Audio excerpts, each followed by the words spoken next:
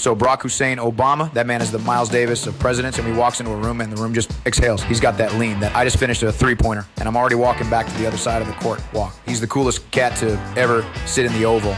If the world was a high school cafeteria, Barry's the guy at the corner table with the leather jacket that every girl wants to blow and every guy wants to be. But, and this is a big fat John Travolta-sized but, Donnie Trump, the Sultan of Sleaze, the king of the caps lock key, he gets on his phone at 3 a.m. and calls him the sucker-in-chief. And you gotta ask yourself, through all that orange spray tan smoke, is there a nugget of truth in that gold-plated bucket of chicken? Think about the visual. You got planes, cargo planes, not filled with soldiers, not filled with medicine, filled with pallets, green, cash, unmarked, $1.7 billion. That's the kind of money that makes a man's eyes pop out like a goddamn Tex Avery cartoon. Now you look at the Mullahs, the Ayatollah and his crew of grumpy-ass bearded fanatics. They're sitting in Tehran, playing with their balls, probably planning how to ban music or whatever the hell they do on a Tuesday. And suddenly, whoosh, a bird lands, the hatch opens, and it's Christmas in July. Does the regime thank him? You don't thank a guy who gives you $1 billion for nothing.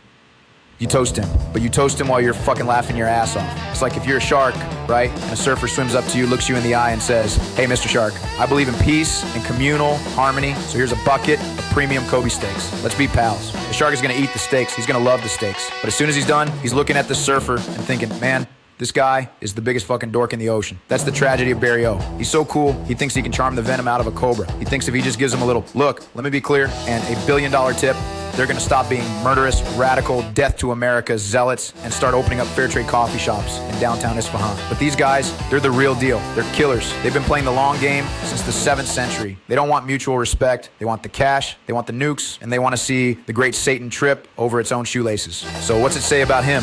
It says he's the guy who brings a knife, a very stylish, very expensive monogram silver knife to a goddamn bazooka fight. He's the mark at the poker table who's got the best hair, the best suit, and is telling the funniest jokes, while the guys across from him are literally reaching into his pockets and taking his car keys. Trump calls him a sucker. In the world of the street, yeah, he's the sucker. He's the cool sucker. He's the guy who got hustled by the grimmest, most humorless collection of bastards on the planet, and he did it with a goddamn smile. The Iranians didn't find a partner. They found a sugar daddy with a Harvard degree. They weren't laughing with him.